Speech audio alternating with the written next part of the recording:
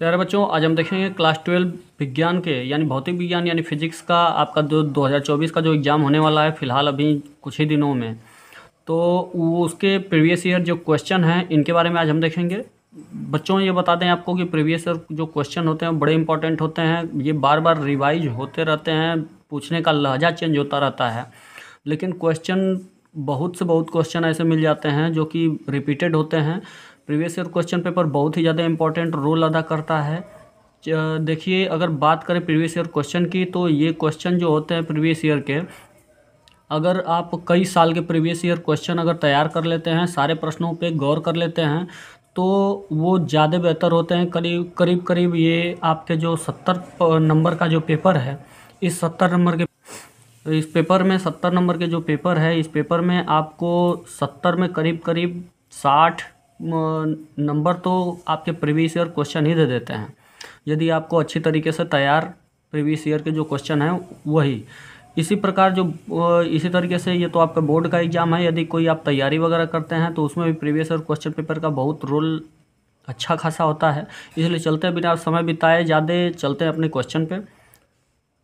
ये क्वेश्चन आपको बता दें, जैसे कहने का मतलब खंड अ जो है आपका, इसमें आपके कई प्रश्न जो होते हैं क ख ग घ ङ च तक होते हैं प्रश्न, यानी कुल मिला के करीब 6 प्रश्न आपके ये फिजिक्स के यानी भौतिक विज्ञान के सेक्शन ए में होते हैं। ये जो होते हैं सेक्शन जो ए है, तो सेक्शन ए का पहले में आपको 6 प्रश्न करीब होंगे। जैसे आपको दिया हुआ है चांदी का परावैद्युतांक यानी के का मान होता है, तो कितना होता है परावैद्युतांक का चांदी का, तो ये आपका ये के इन्फिनेटिव होता है, अनंत। और इसके बाद फिर है कि एक NPN ट्रांजिस्टर है, उसको चित्र में इसमें दिखाया गया है, और यह परिपथ है, तो यह परिपथ जो है यह किसका परिपथ है, तो उभयनिष्ठ उत्सर्जक प्रवर्धक का पर यह क्या है, एक परिपथ है ये जो बनाया गया है। इसके बाद फिर जबकि इसमें कई ऑप्शन दिए हुए हैं, आप देख रहे हैं। बात करें तीसरे प्रश्न की, पहला क्या तीसरे प्रश्न की, तो यानी ग वाला, तो इसमें कह रहा है कि पतले प्रिज्म के पदार्थ का अपवर्तनांक क्या होगा यदि उसके अपवर्तनांक कोण या विचलन जो कोण है उसका मान समान हो। यदि उसका मान समान हो तो इसका अपवर्तनांक का मान कितना होगा। ये पतले प्रिज्म के पदार्थ का अपवर्तनांक का मान आपका 1.5 होगा। अगला जो है आपका ये कह रहा है समीकरण कि 1H1 goes to 2H4 plus 2 plus 1 beta, यानी ये बीटा कण है, और प्लस Q तो व्यक्त करता है। तो यह जो रिएक्शन दिखाया गया है यह क्या व्यक्त करता है, नाभिकीय संलयन को व्यक्त करता है। अगला जो प्रश्न है वह कह रहा है कि निम्नलिखित में से कौन सा मूल कण नहीं है। मूल कण कौन नहीं है, ये जो अल्फा कण होता है ये आपका मूल कण नहीं होता है। अगला जो प्रश्न है वह कह रहा है प्रतिरोध R, प्रेरक L तथा संधारित्र C श्रेणी क्रम में अगर जोड़े गए हैं तो प्रत्यावर्ती धारा स्रोत की आवृत्ति N तथा अनुनादी आवृत्ति NR है। किस स्थिति में धारा विभव से पश्चगामी होगी। तो इसको आपको ये दिखाना है कि n बराबर 0 और ये n is less than NR, n is equal to NR और n is greater than NR। तो आपका ये कौन सा ऑप्शन सही होगा, n is greater than NR आपका विभव पश्चगामी होगा। तो ये स्थिति, धारा की स्थिति यही होगी। तो अगला जो प्रश्न है, अब बाकी जो है पहले प्रश्न का बाकी जो आप पढ़े हैं 6 प्रश्न ऑब्जेक्टिव टाइप के जो शुरू में दिए गए होते हैं, तो वो जो हैं आपके वो उसी का इंग्लिश वर्जन बस दिया हुआ है। आगे चलते हैं अपने खंड ब पे जो सेक्शन बी है। तो सेक्शन बी में आप देख रहे हैं कि इसमें भी 6 प्रश्न दिए हुए हैं, तो इसमें आपको सभी के उत्तर देने हैं। 1-1 नंबर के प्रश्न होते हैं। अब वो भी आपका 1-1 नंबर का ही ऑब्जेक्टिव था, 6 प्रश्न। इसमें देखिए दूसरे का जो क वाला है, विद्युत चुम्बकीय तरंगों की कोई 2 विशेषताएं लिखिए। तो इस प्रकार के प्रश्न आपको तैयार कर लेने हैं। देहली तरंग दैर्ध्य से आप क्या समझते हैं, इंपॉर्टेंट पॉइंट है ये। इसके बाद फिर n बराबर 3/2 अपवर्तनांक वाले कांच के एक उत्तल लेंस को n बराबर 3 बटा 2 अपवर्तनांक वाले द्रव यानी उतने ही अपवर्तनांक वाले कांच को वो एक उत्तल लेंस को इतने ही अपवर्तनांक वाले द्रव में डुबोने पर फोकस दूरी और प्रवृत्ति का क्या प्रभाव पड़ेगा। यानी समान अपवर्तनांक वाले तो हैं तो क्या फोकस दूरी और आवृत्ति इसके प्रकृति पर प्रभाव पड़ेगा। अगला है किसी ट्रांजिस्टर के लाभ धारा लाभ यानी बीटा का क्या अभिप्राय है, यानी इसका क्या मतलब है या इससे आप क्या समझते हैं। अगला है कि 7n14 7 नाइट्रोजन 14 जो है नाभिक पर कूलाम में आवेश की गणना कीजिए, इसका कूलाम में आवेश इस पर कितना होगा।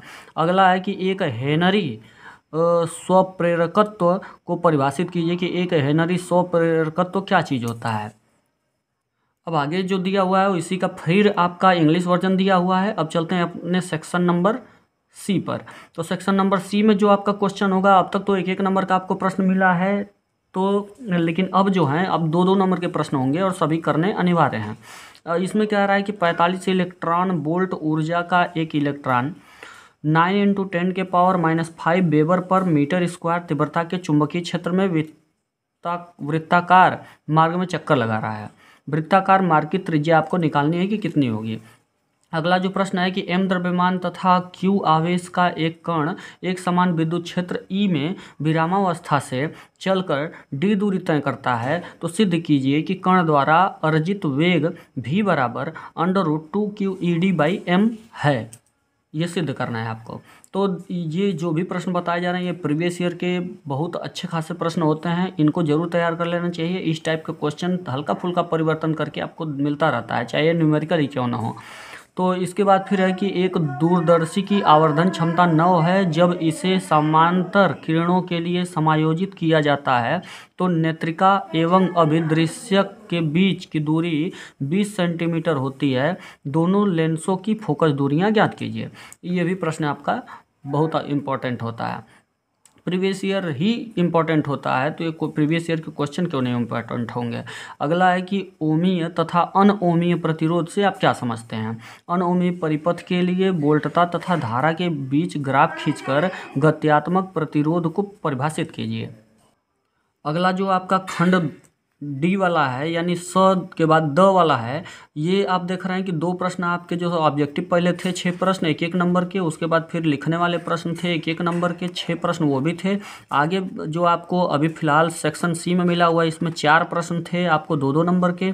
आगे भी आपको ये जो प्रश्न अब मिल रहा है सेक्शन डी वाले में, इसमें आपको इसमें 5 प्रश्न दिए जाएंगे जो कि 3-3 नंबर के होंगे और सभी के सभी करने अनिवार्य हैं। जो लॉन्ग होता है उसी में आपको छूट दिया जाता है कि इतना कीजिए इतना छोड़िए।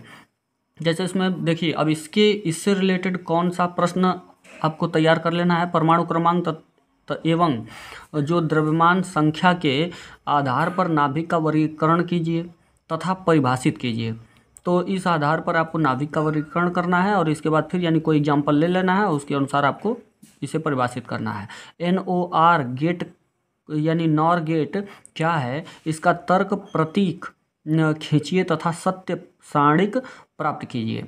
तो ये 3 नंबर का आपका होगा। किसी परिपथ में धारा एवं वोल्टता का समीकरण लिखिए।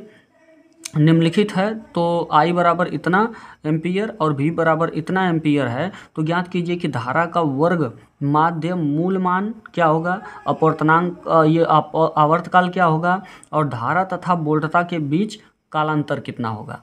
तो ये 3 मान आपको निकालने हैं जिसको एक एक को आपको 3 नंबर मिलेंगे।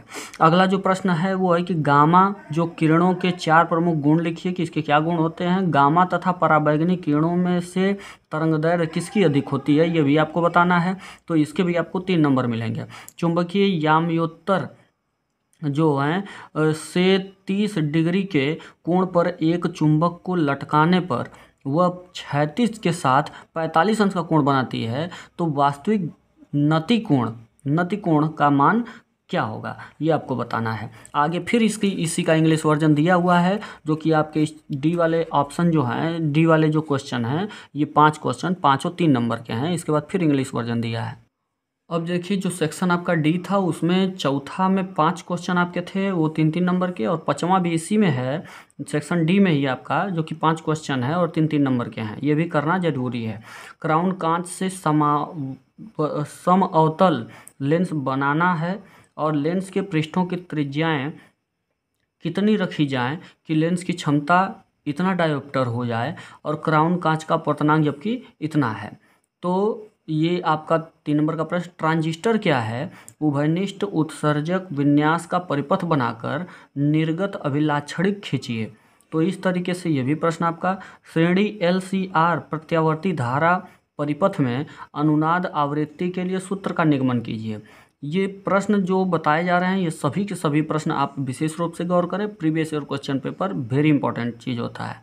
और बोहर के परमाणु मॉडल को समझाइए, ये एक भी प्रश्न आपको छोड़ना नहीं है, सारे के सारे प्रश्न तैयार कर लेने हैं। और एक उत्तेजित हाइड्रोजन, देखिए इसमें अथवा दिया हुआ है, चाहे इसे कीजिए या इसे कीजिए, तो बाकी किसी में नहीं दिया हुआ है तो उसे आपको पूरा करना ही है। और इसके बाद एक उत्तेजित हाइड्रोजन परमाणु के इलेक्ट्रॉन की ऊर्जा -3.4 इलेक्ट्रॉन वोल्ट है। तो इस इलेक्ट्रॉन का कोणीय संवेग ज्ञात कीजिए। अगला है कि प्रिज्म के पदार्थ के अपवर्तनांक का सूत्र न्यूनतम विचलन कोण और प्रिज्म कोण के पदों में प्राप्त कीजिए। तो ये 5 प्रश्न जो हैं आपके, पहले में 2 प्रश्न हैं, चौथा और 5वां, और सभी एक एक प्रश्न में, चौथे में भी 5 क्वेश्चन 3-3 नंबर के और 5वें में भी 5 क्वेश्चन 3-3 नंबर के होंगे। एक ये अथवा करके दे दिया है तो ये आपके लिए सुविधा हो गया है। अगला जो प्रश्न है वह है सेक्शन ई। सेक्शन ई में आपके विद्युत परिपथ के लिए किरचॉफ के दोनों नियमों को समझाना है। तो किरचॉफ के जो दोनों नियम हैं वो आपको विद्युत परिपथ वाले उसको समझाना है। 5 नंबर इसके मिलेंगे।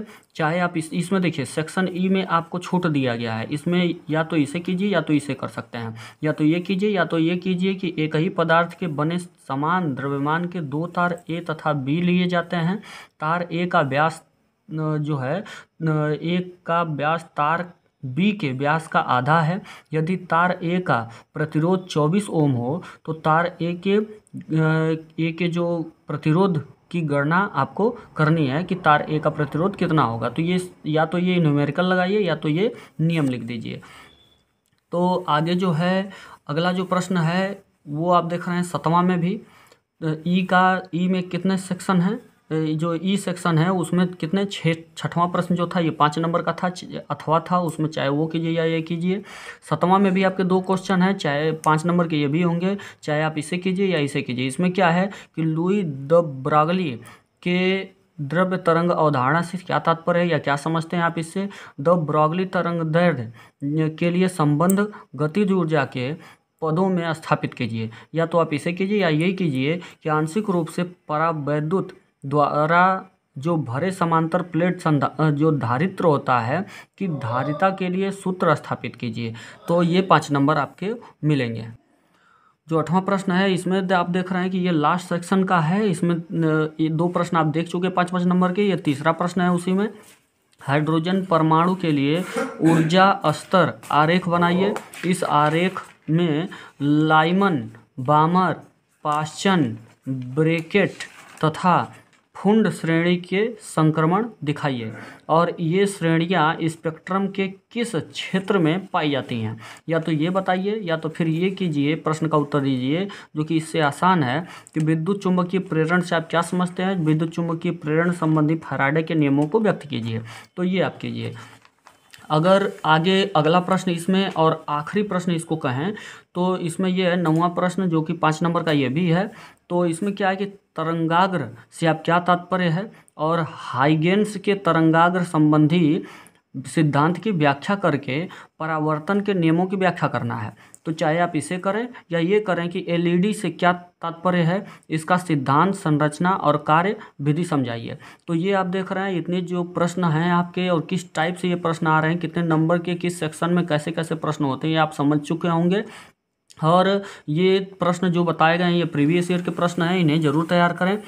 और आपके हेल्प के लिए आपको एकदम इसके लास्ट पेज पर आपको कुछ मान दिए होते हैं जो आपके इस जो न्यूमेरिकल आप लगा रहे हैं उसके लिए बहुत हेल्पफुल होते हैं। ये ऊपर हिंदी वर्जन तो नीचे इंग्लिश वर्जन है, तो ये मान आपको दिए रहते हैं और आप सभी प्रश्नों पर विशेष गौर करें। प्रीवियस ईयर क्वेश्चन पेपर जबकि बहुत इंपॉर्टेंट होते हैं।